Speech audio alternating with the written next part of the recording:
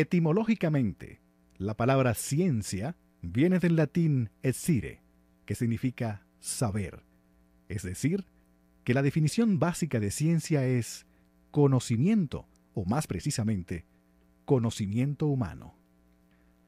En su modernidad, ciencia es, por un lado, el proceso mediante el cual se adquiere conocimiento, y por el otro, el cuerpo organizado del conocimiento obtenido a través de este proceso. ¿Qué es ciencia? Yo creo que esa es la pregunta que todo el mundo le huye dentro de la ciencia. ¿Qué diría? No sé, no sabría decirle bien ahorita. La filosofía construye conceptos, la ciencia levanta funciones para dar el estado de las cosas, el arte trabaja con las sensaciones. La ciencia es la búsqueda de la explicación de los fenómenos a través de su descripción en leyes y el entendimiento de cómo se dan los fenómenos. El concepto ciencia adquiere formas diferentes o valoraciones diferentes. El tratar de buscar un unificador de las diferentes visiones de la ciencia no es fácil. Ciencia es algo inexplicable, o sea, no sé, no te sabré decirle. La ciencia es algo sobrenatural, o sea, son cosas, descubrir lo inexplicable. Yo creo que la ciencia lo que hace radica en la formulación de cierto tipo de modelos que nos permiten comprender el universo en el que estamos, más o menos eso. Es como una suerte de instrumento adecuado y además de eso tranquilizador para el ser humano, creo yo.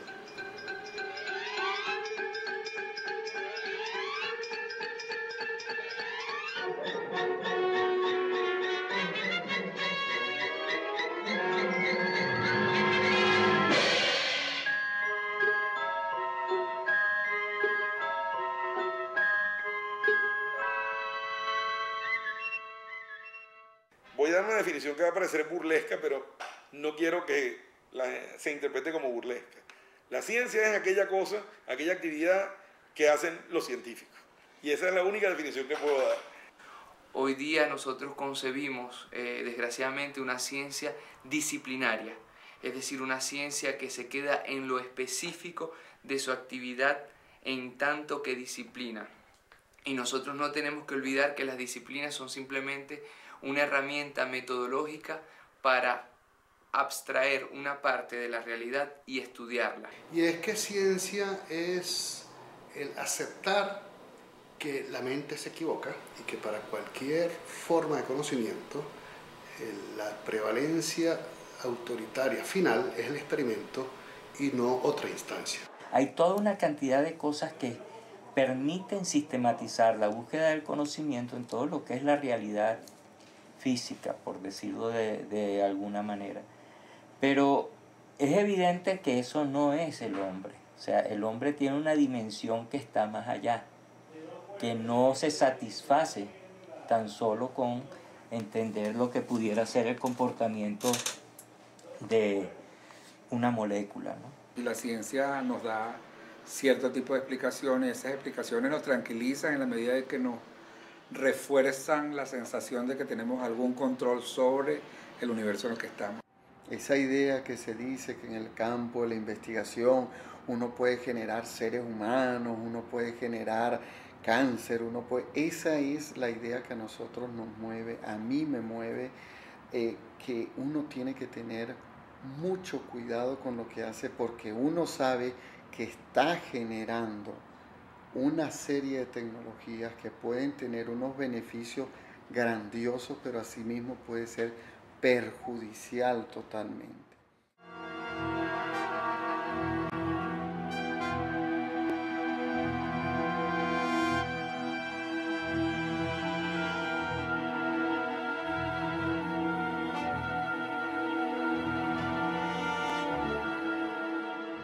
El físico muchas veces es físico y habla físico. El matemático es matemático y habla matemático, igual el antropólogo, el sociólogo, el biólogo. Y desgraciadamente hemos un poco creado separaciones epistemológicas, semánticas, lingüísticas entre una disciplina y la otra, que no nos hace entender la realidad en cuanto a todo, porque la realidad es un todo. La finalidad de la ciencia es nociológica. Es decir, es el conocimiento, por supuesto. Pero de la ciencia se deriva la técnica que permite manipular la naturaleza, con una práctica hoy en día muy desarrollada, y que es precisamente la tecnología, ¿no? Pero que viene de la técnica. Es decir, eso no es realmente la finalidad científica, sino es la aplicación de la ciencia. Para los griegos la ciencia bastaba con conocer, ¿no? Sus implicaciones prácticas eran de segundo orden. Eso es otra vez una diferencia que es muy poco útil para los que hacemos ciencia. Porque el saber si algo es aplicado o no es aplicado lo sabes después que lo descubres, no antes que lo descubras. La ciencia, según yo la veo, que tenemos que hacer acá durante mucho tiempo, tiene que tener un acento tecnológico bien marcado. Eso no quiere decir que la otra, que no tiene acento tecnológico, no se deba hacer. Y de hecho, bueno, los países que tienen mayor desarrollo tecnológico son aquellos países que más financian la ciencia básica. Ese cientificismo químicamente puro solo se practica entre nosotros, no en los países del primer mundo.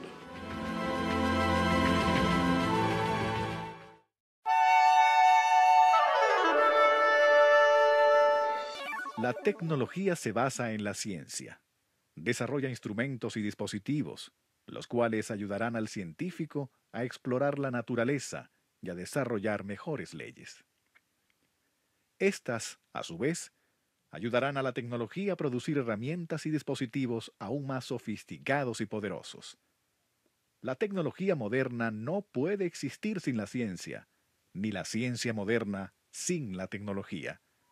Esta simbiosis es la columna vertebral de las sociedades tecnocráticas modernas. Bueno, para mí una ciencia pura es aquella que se dedica a buscar el porqué de las cosas. ¿Por qué sucede esto? ¿Cuál es el fenómeno? Y analizar ese fenómeno, saber por qué ocurre el fenómeno. La ciencia aplicada, para mí, es la que va a aplicar el conocimiento que trae la ciencia pura. Husserl, que es el primer premio Nobel de Fisiología en Latinoamérica, él decía que era que la gente no se daba cuenta de que no era que habían dos ciencias o tres ciencias. Hay ciencia y hay aplicaciones de la ciencia, decía él, más nada, eso es todo. Bueno, en mi experiencia, las ciencias básicas y las aplicadas tienen una única diferencia. Y es que cuando uno está haciendo ciencias básicas, no está pensando en primera instancia que aquello en lo que uno está trabajando va a ser una cosa que tenga alguna aplicabilidad o lo que el individuo de la calle llamaría una utilidad directa. O sea, puede ser que resulte tener una utilidad directa, pero uno no está preocupado de eso. Uno está preocupado es del problema que está estudiando en sí. Cuando uno, por otra parte, hace ciencias aplicadas, uno está preocupado de que lo que uno está haciendo tenga un resultado y que el resultado se obtenga a la brevedad posible. Eso es otra vez una diferencia que es muy poco útil para los que hacemos ciencia. Porque el saber si algo es aplicado o no es aplicado lo sabes después que lo descubres, no antes que lo descubras. Lo que pasa es que a mí lo que me llama la atención de la ciencia aplicada es que puede buscarle utilidad a los conocimientos, porque, ok, está bien que se generen, eso me parece muy bien, pero también hay que buscarle uso. La ciencia, según yo la veo, que tenemos que hacer acá durante mucho tiempo, tiene que tener un acento tecnológico bien marcado. Eso no quiere decir que la otra, que no tiene acento tecnológico, no se deba hacer, pero tiene que estar todo centrado el gasto y la orientación en ese sentido. No es pecado hacer aplicaciones. El pecado es el cientificismo. Eso es pecado. Cuando el cientificismo rechaza toda forma de acercamiento a la realidad. Bueno, esa es una de las visiones de la ciencia que se puede decir que está dominando ahorita, pero hace estragos en una visión utilitaria exagerada, hace estragos en todas partes. Eso es una discusión o un argumento que le ha costado a la ciencia mucho en convencer a los políticos, y en algunos países, básicamente los países sumamente avanzados, que respetan esa diferencia y que tienen entes específicos para financiar ciencias básicas sin preguntar para qué sirve, ¿no? Y de hecho, bueno, los países que tienen mayor desarrollo tecnológico son aquellos países que más financian la ciencia básica. El investigador moderno se ha fraguado una imagen del mismo como una especie de sacerdote del conocimiento, sacerdote de la ciencia, es decir, aquel que acapara el conocimiento y desde el más allá de su laboratorio, de su centro de investigación, hace ciencia. Tenemos que tener presente que la mitad del siglo XX fue un momento en donde se acababa de salir de la Segunda Guerra Mundial, donde se exploraron algunas aplicaciones tecnológicas que realmente podrían ser motivo de vergüenza para la humanidad, o son motivo de vergüenza, como por ejemplo todo lo que es la tecnología nuclear, ¿no? Y lo que se hizo con ella en Hiroshima, Nagasaki. De alguna manera, esas aplicaciones y muchas otras cosas que empezaron a percatarse, vamos a decir, los ciudadanos, ¿no? De que las aplicaciones de la ciencia, a pesar de que siempre o que habían prometido ser tan bondadosas, tenían una segunda arista, ¿no? O sea, es imposible saber lo importante que es la electricidad si nosotros no hemos descubierto el electrón. Y al descubrir el electrón no es que aparecen de una vez las computadoras y los teléfonos móviles, sino que hay periodos de descubrimientos sucesivos que nos llevan a estas aplicaciones. Porque el científico está dando pasos a futuro y el futuro no se sabe. Solamente tenemos como referente el pasado y sabemos del pasado, pero del futuro, ¿cómo podemos tener la certeza, ¿no?, de lo que es el destino final del trabajo de un científico? ¿Tendrá éxito? ¿Tendrá no? ¿Podrá ser aplicado o no?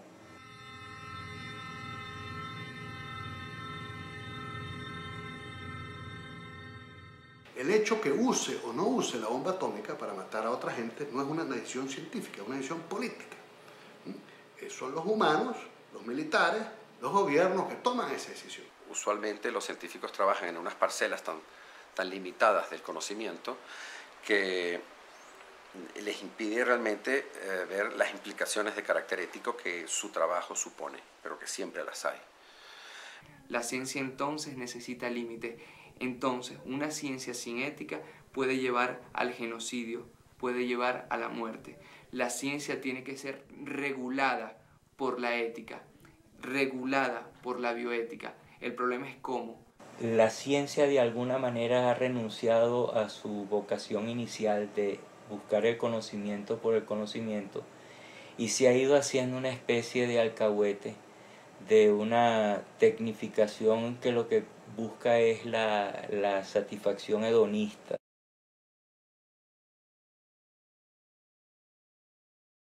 Yo creo que allí se está perdiendo un poco el sentido, ¿no? Y eso incluso también aleja más la ciencia, o a la ciencia, de esa aspiración que creo yo que debería estar de unificación del conocimiento, en donde la ciencia volviera a ser lo que fue originalmente, un componente más de ese saber universal que era lo que antes se hablaba de filosofía. Eso es una pregunta muy, muy divertida. Mi respuesta newtoniana a la pregunta de la física de la religión es que Dios es una hipótesis de la cual yo no requiero para hacer física.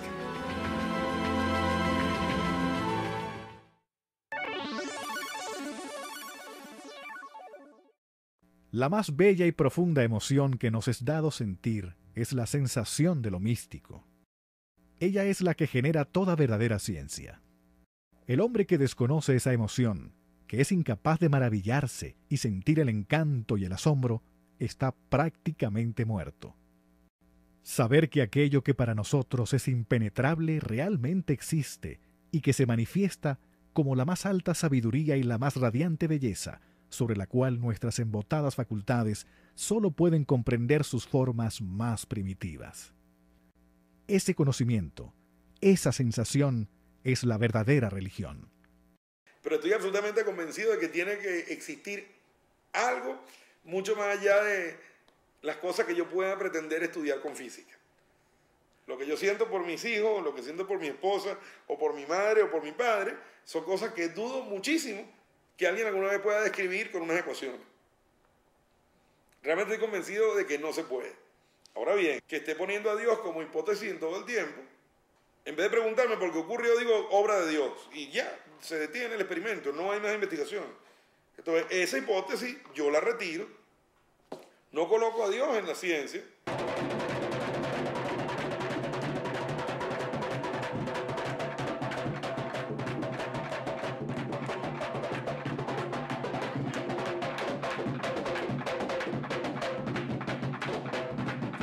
Dios científicamente no está comprobado, ¿no? Entonces, lo mágico y lo religioso aún convive en nuestra sociedad. Muchos y muchas se montan en un avión y antes de montarse se persignan. Muchos médicos mandan a sus pacientes a algunos curanderos porque no encuentran la cura de algo, o mucha gente no va al médico porque prefiere ir a un curandero, y eso es respetable, ¿no? Forma parte de la cultura de nuestra sociedad, pero siempre y cuando hay que valorar el trabajo, digamos, que hace la ciencia. Está el desarrollo tecnológico, está el desarrollo, digamos, de la medicina, de la astronomía, de muchas ciencias que han logrado, digamos, llevarnos al estado actual donde estamos. Es una absoluta pedantería del ser humano pensar que llega a alguna verdad absoluta con su precario equipaje, ¿no?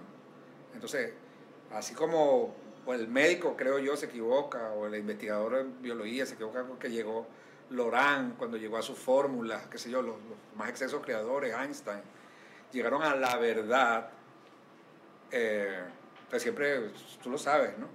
Que al cabo del tiempo hay otra verdad que sustituye a esa, y así seguiremos. La felicidad más grande que puede tener un científico.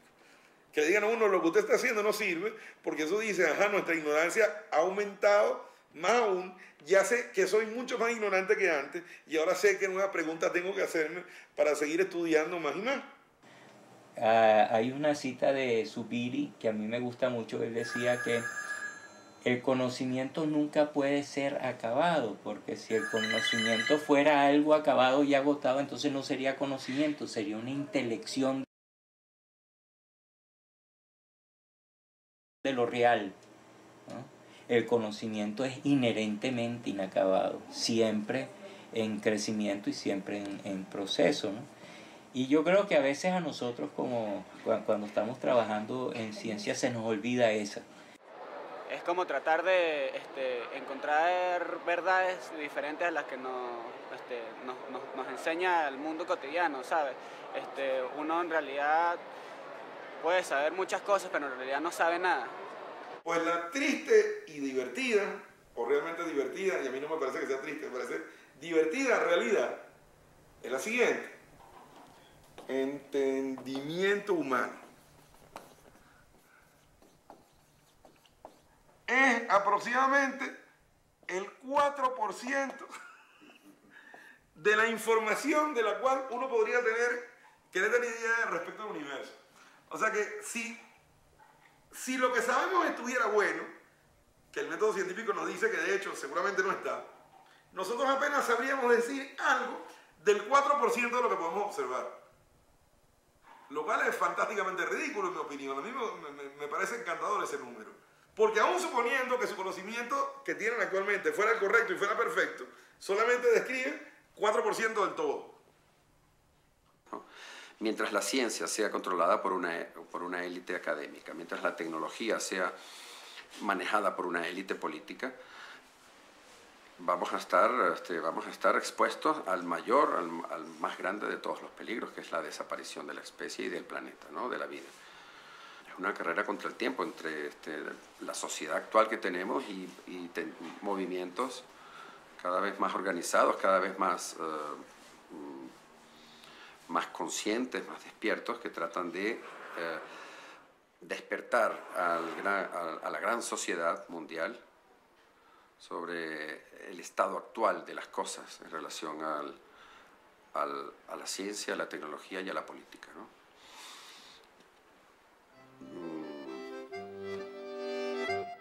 Voilà.